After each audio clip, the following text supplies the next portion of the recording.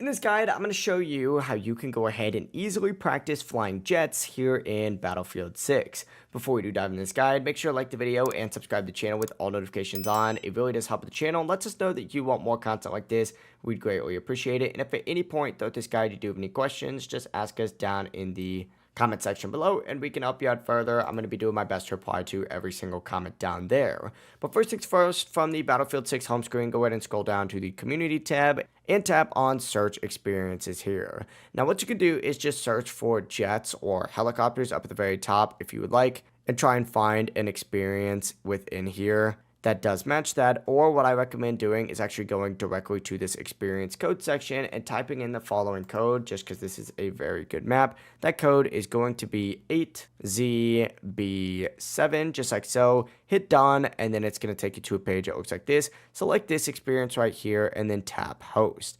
From here, scroll all the way down to the bottom and either hit host or hit host locally. I'm going to choose host locally for the sake of this video. But if you go on the normal host thing, what it's going to do is create a server that you can go ahead and play with other people. And that's going to be a persistent lobby, which means that server is going to stay active even if you do step away, which is pretty convenient. I will say if you are just sorting for a specific experience as we get loaded in, I recommend doing the one with the most thumbs up or players, just because it tends to have the better setup. But essentially, once you do go ahead and get joined in, it'll look something like this. And what you're going to want to do is find one of those vehicles that you can go ahead and fly. Now, I recommend making your minimap larger so you can go ahead and find one of these vehicles pretty quickly. But essentially, look around here until you get to a section with a jet or with a helicopter, and you can go ahead and fly from there. The best way to practice flying, dodge fighting, or just learning controls. This is by far the best way to practice dodge fighting, flying, or just learning the flight controls before actually hopping into a real match,